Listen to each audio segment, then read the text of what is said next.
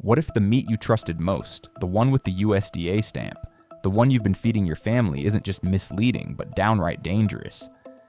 In May of 2025, Consumer Reports Bloomberg and the USDA released findings that shook grocery aisles across the country. From antibiotic-resistant bacteria in bargain ground beef to metal shards in canned pork, the meat in our carts is no longer just a budget item, but a calculated risk. And when even Elon Musk, known for rockets and robots, not dinner advice, says, stop eating these 6 meats, even if they're USDA approved, you have to wonder what the hell is going on in our food supply. How did we go from family farms to factory line filth? Why are banned substances in Europe still being served to our seniors?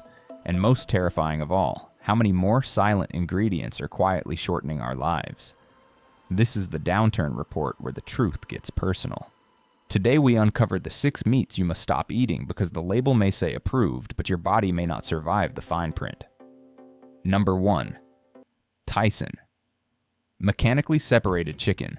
You wouldn't know it by looking at the label, but there's a reason Elon Musk just said to stop eating this meat even if the USDA gives it a gold star.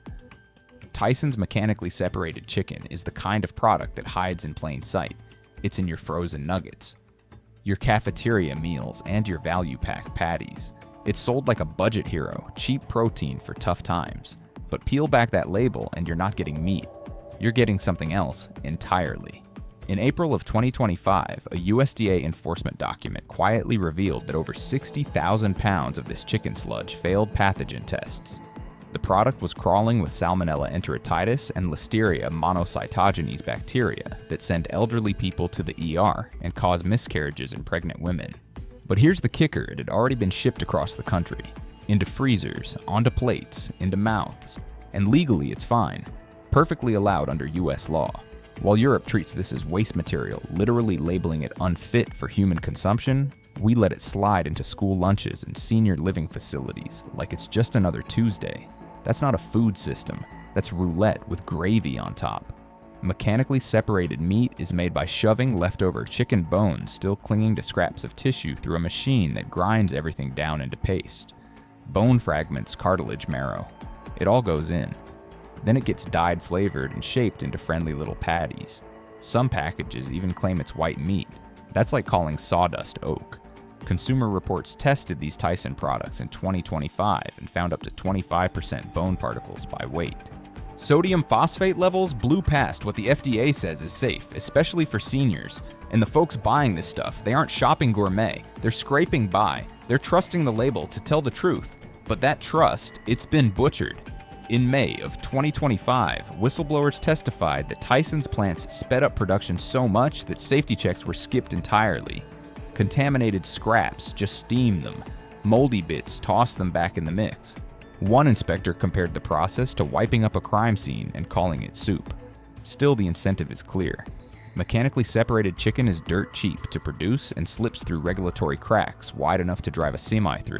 It keeps food banks full and government contracts humming. But should America's working class and retirees be the dumping ground for factory waste disguised as dinner? Here's the better bet: look for chicken labeled whole muscle. Stick with brands like Bell & Evans or Mary's Organic, or go with trusted store brands like Sprouts or Wegmans Organic Lines.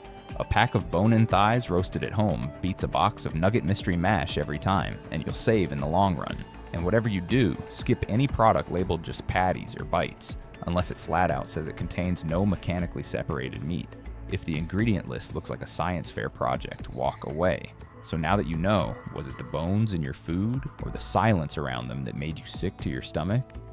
If this is what we serve the most vulnerable among us, what does that say about who we really value? Number 2, Cargill. Ground beef.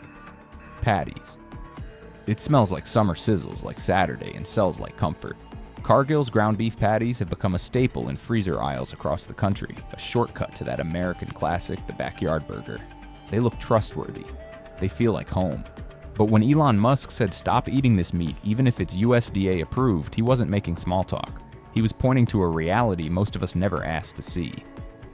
In March of 2025, Cargill issued a voluntary recall of more than 85,000 pounds of its frozen ground beef patties, after several batches tested positive for E. coli 0157H7, the same strain responsible for fatal outbreaks, kidney failures, and emergency room nightmares for decades. The USDA classified it as a Class 1 recall, the kind they reserve for products likely to cause serious health consequences or death. But by the time that alarm went off, these patties had already traveled to more than 33 states. Even worse, they'd made their way into public school lunches. That's right, kids were chewing on this stuff before the warning ever hit. But here's where your stomach should tighten. Just a few months earlier, in December 2024, the exact same facility in Fort Morgan, Colorado, was caught with its safety pants down, failing temperature control checks, skipping carcass washing, and ignoring contamination signs. According to a June 2025 ProPublica report line, managers were found overriding computer safety alerts to rush shipments.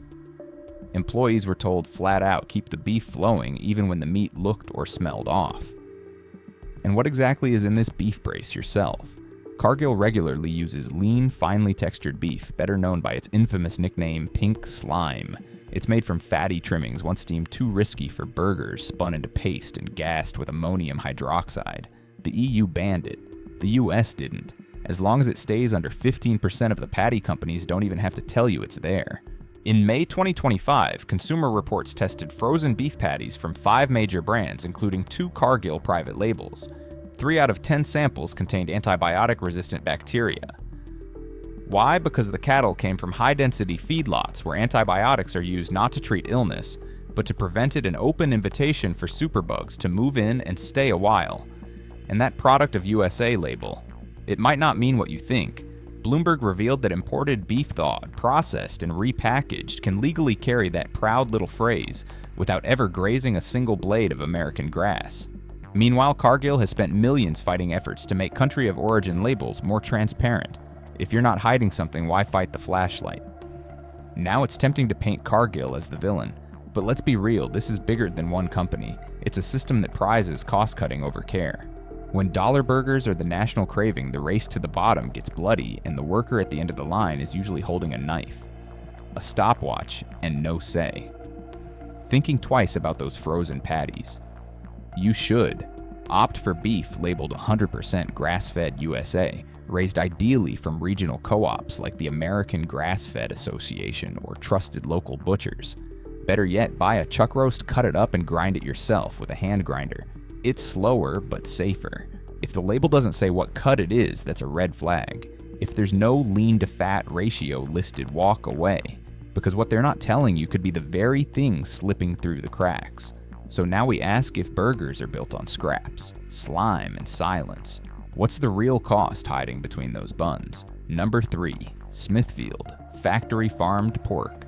It comes wrapped in a promise your weekend bacon, that slow-cooked holiday ham, those sizzling pork chops in the value pack. Smithfield wants you to think America's heartland with rolling hills and pigs basking in the sun. The packaging tells you it's wholesome.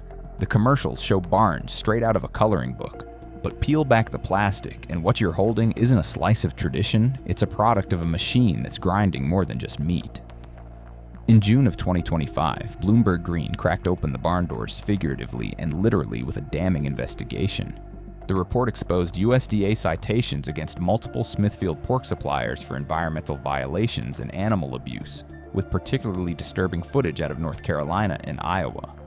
Pigs were shown confined in metal crates so small they couldn't turn around their bodies, bruised their legs, broken their wounds, left raw and untreated.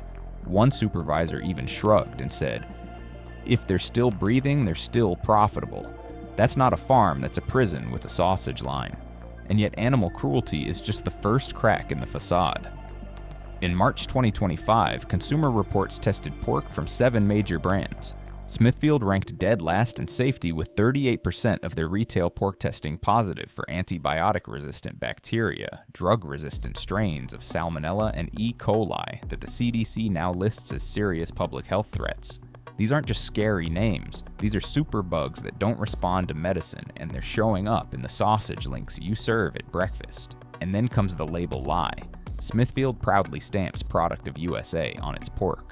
But what it doesn't tell you is that the company's owned by WH Group, a Chinese conglomerate. In February 2025, a bipartisan Senate probe raised the red flag. How much of our food chain is quietly slipping beyond our control? U.S. lawmakers questioned whether pork processed under a foreign-owned system can be trusted to follow American safety standards? Their answer: we have no way to track early-stage additives, foreign feed ingredients, or hidden processing shortcuts. Meanwhile, back at the plant, it's not just the pigs being mistreated. A federal lawsuit filed in January 2025 accused Smithfield of forcing workers, many undocumented or on temporary visas, to endure inhumane conditions, denied bathroom breaks, forced overtime. One worker described the speed of the job as chopping meat in a washing machine. You don't need imagination to see what that does to a person. Even the additives used in Smithfield pork raise alarm bells. The company still allows ractopamine, a controversial growth drug banned in over 160 countries. It's linked to heart issues and banned in the European Union, Russia, and even China, the home of Smithfield's parent company. Let that sink in. They won't feed it to their people, but we're still eating it here. Legally. Now it's easy to point fingers. But the deeper issue is systemic. Smithfield isn't an evil empire. It's a cog in a machine built to pump out cheap pork fast. When the pressure is to feed everyone at rock-bottom prices, compassion becomes collateral damage. If you're looking for something better, it's out there. Choose pork labeled certified, humane, ractopamine-free, or pasture-raised. Brands like Neiman Ranch and White Oak Pastures take animal welfare seriously and work with small-scale farmers. Even regional co-ops in the Midwest offer pork raised the old-fashioned way without secrets. Stick with whole cuts like bone-in chops or pork shoulder. Avoid anything that looks too pink, too wet, or comes pre-marinated. Those are usually pumped full of brine chemicals and dye. So ask yourself this: when the pig suffers, the worker breaks, and the meat puts your family at risk. What are you really chewing on, and who's walking away with the real slice of the profit? Number 4. Purdue. Antibiotic laced chicken. You know the package. Bright yellow, bold letters, promises like no antibiotics ever stamped across the front like a badge of honor. For decades, Purdue has painted itself as the good guy in the chicken aisle, a brand with conscience values and just enough affordability to make you feel like you're doing right by your family. In a world of shady meat and skyrocketing organic prices, Purdue has always felt like the middle ground. But in 2025, a truth came out that cracked that image wide open, and once you see it, you can't unsee it. In May 2025, Consumer Reports dropped a bombshell. Out of 5 Purdue chicken products tested, 3 showed residues of ionophores, a type of antibiotic banned in the European Union for use in animals raised for food. That alone is enough to raise eyebrows. But here's the real gut punch. 2 of those samples were clearly labeled no antibiotics ever. That's not just misleading, it's a betrayal served cold in shrink wrap. How is that even legal? Well tucked inside USDA's fine print is a loophole the size of a chicken truck. Under current rules, companies can still call poultry antibiotic-free if they only use drugs during the early stages of the bird's life, then stop during the final growth period. It's like saying you're sober because you didn't drink this week, never mind the whiskey in your blood. But misleading labels are just the appetizer. In March 2025, Purdue's flagship plant in Salisbury, Maryland was cited for repeatedly allowing fecal matter to pass into packaging. USDA inspectors described chicken contaminated with visible feces entering the final wrap station. You thought that brown streak was seasoning? Think again. The company also faces a growing storm from its own suppliers. In June 2025, a class action lawsuit by contract farmers accused Purdue of exploiting a ruthless tournament system, where growers are forced to compete against each other for pay, while those who speak up about animal cruelty or faulty equipment get penalized. One farmer put it this way: it's like Hunger Games in overalls, but the chickens and the farmers both lose. And lose they do. Undercover video released in April by The Intercept showed Purdue chickens collapsed under their own weight, gasping for air in sheds filled with ammonia, trapped in filth and artificial darkness. One supervisor is caught on camera joking that one's already rotisserie ready as he boots aside a dying bird. Meanwhile, Purdue has spent more than $3 million this year alone, lobbying Washington not to clean up their act, but to soften labeling rules and reduce oversight.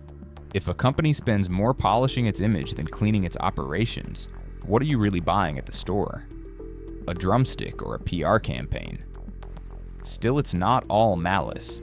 Purdue's caught in the same bind as every industrial meat giant, pressured by big box stores to deliver cheap chicken with angelic labels while consumers demand purity at clearance prices. But if honesty costs too much to sell, then maybe it's not the chicken that's broken, it's the system. If you're ready to stop playing roulette in the meat aisle, look for chicken stamped with certifications like USDA Organic, Certified Humane, or GAP level 3 or higher. Co-ops, regional grocers, and farmers markets often sell pasture-raised birds from verifiable local farms. And don't fall for empty terms like natural or no hormones. Those mean nothing when the law is already stacked.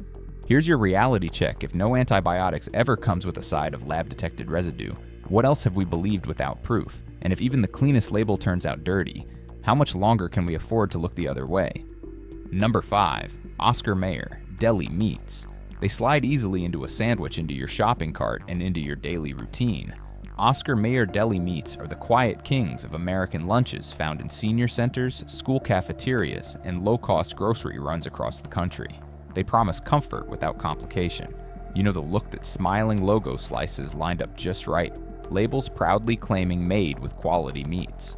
But in 2025, the mask slipped, and what was behind it was anything but comforting.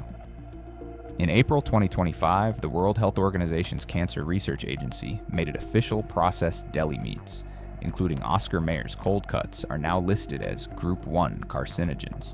That's the same group as tobacco and asbestos. And no, that label isn't just symbolic. The biggest change: the risk threshold.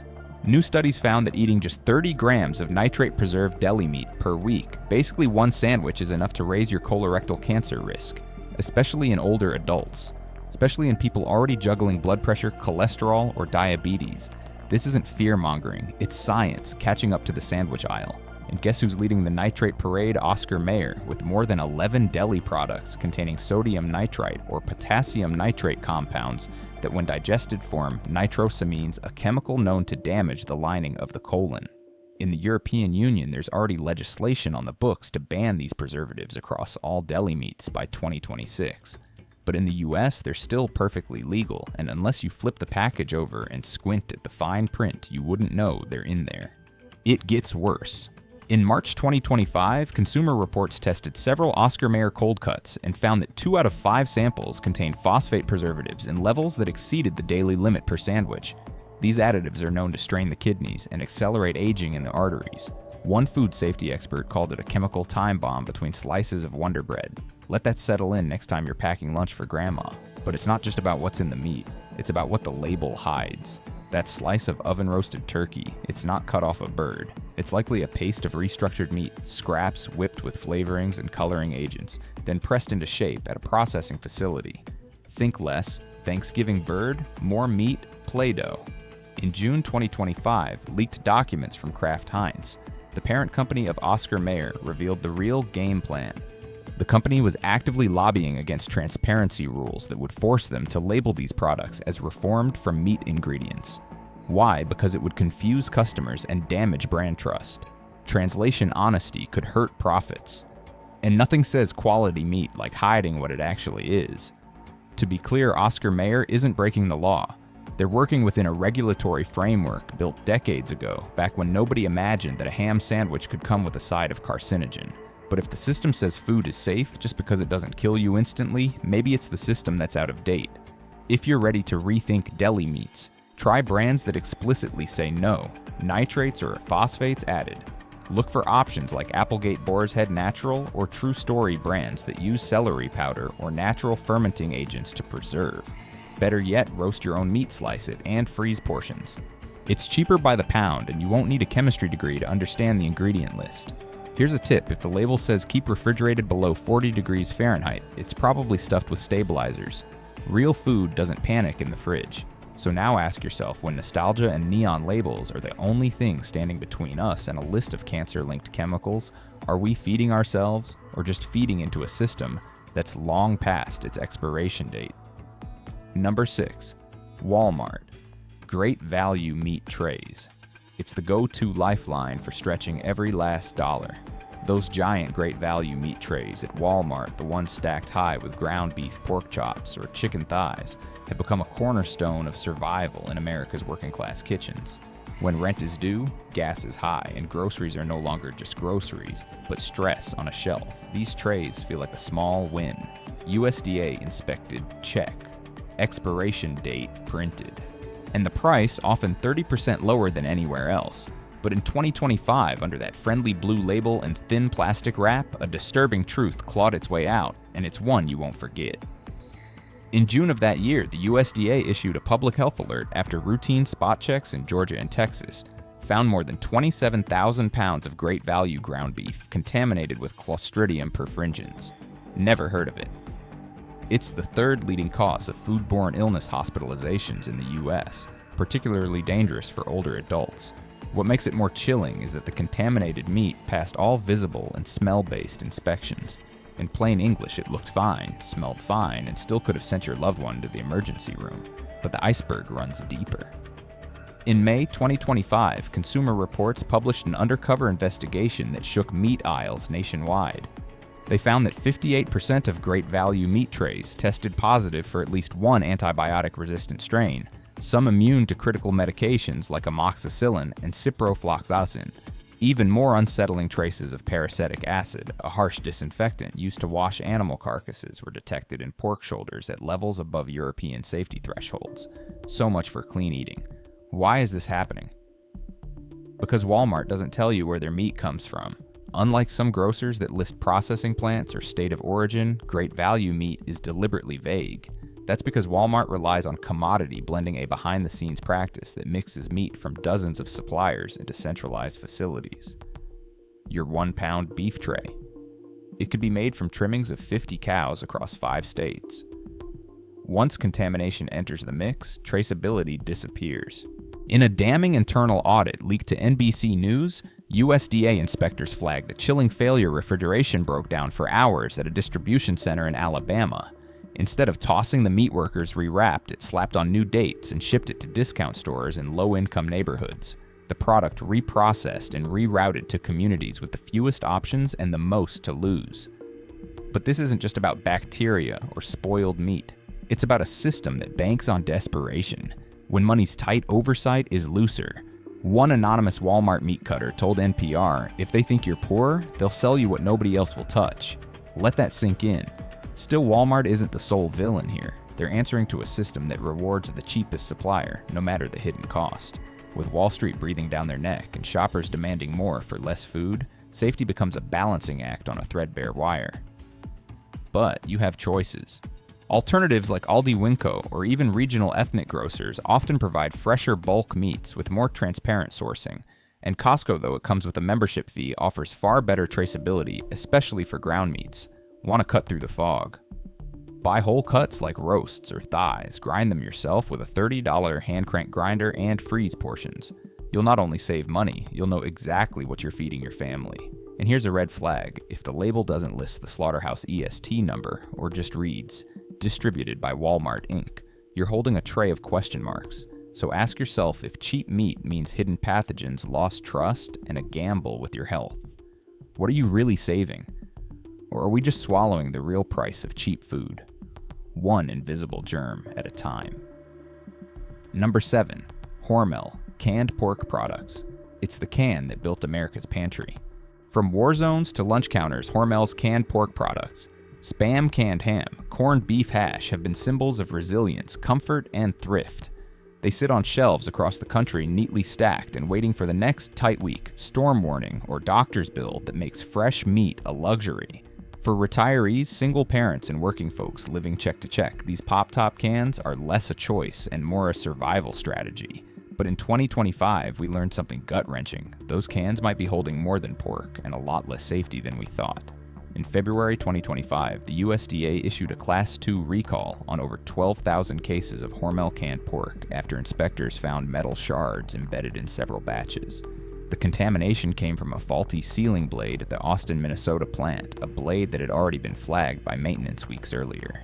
But deadlines trumped caution. The meat went out anyway. And that's just the visible hazard. In April, Consumer Reports released a study that tore through the illusion of canned meat safety. Hormel's products ranked worst in nearly every category, sky-high levels of sodium nitrite MSG and modified cornstarch. A single serving of Spam Classic delivered nearly half a senior's recommended daily sodium before you even add bread or sides. These aren't harmless additives. They're stressors on aging kidneys, arteries, and insulin systems. One nutritionist called it the blood pressure equivalent of a punch in the gut. Dig deeper and the concerns multiply. That same study uncovered trace amounts of BHA, butylated hydroxyanisole, a synthetic preservative linked to cancer in lab studies. Banned across Europe, Japan, and Canada, it still shows up in US foods below labeling thresholds. Translation: if it's just low enough, companies like Hormel don't have to tell you it's there, but the real sickness might be on the inside. In March, a federal lawsuit hit Hormel from former line workers who alleged brutal conditions, forced overtime, forged sanitation logs, and retaliation for speaking up. One testified they were told to mop up vomit without stopping production. Another admitted to relabeling dented cans under supervisor orders. These aren't disgruntled ex-employees. They're people trying to sound the alarm from inside a machine that doesn't slow down, not even for human waste. And what about the pigs? Hormel's supply chain still leans heavily on confinement operations, including gestation crates, metal pens so small sows can't even turn around. Footage released by Food and Water, Watch in May 2025, showed animals lying in filth, biting metal bars, and dying untreated. Hormel's response: we meet USDA standards. Ethics not mentioned. To be fair, Hormel's not operating in a vacuum. They're squeezed by global pork prices, retailer demands, and razor-thin margins. The problem isn't just Hormel, it's the brutal logic of cheap food. When the shelves are full but the standards are empty, the system isn't feeding us, it's feeding off us. Want a better shelf-stable option? Look for BHA-free, no added nitrates, or preserved with vinegar. Try brands like Wild Zora or Epic Provisions, more expensive, yes, but made from pasture-raised meat with sourcing you can trace. Or go full old-school roast pork at home, pack it in broth and pressure, can it safely. It takes time, but it's food you can actually trust. And remember, if your can's ingredient list sounds more like chemistry class than Grandma's kitchen, put it down. Pork doesn't need brighteners and binders, it needs honesty.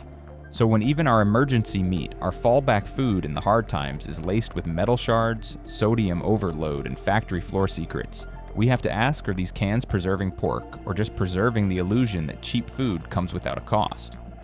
When the cheapest food puts your health trust and future at risk, it's time to question everything. What else have we been swallowing without consent? Subscribe to this channel because the next truth might be sitting in your fridge and you deserve to know it before it's too late. Thanks so much for sticking with us to the very end. If you liked this video, make sure to give it a like and subscribe so you won't miss any of our daily updates. And now feel free to check out some of our latest and most popular videos showing up on your screen. Goodbye, and see you in the next one.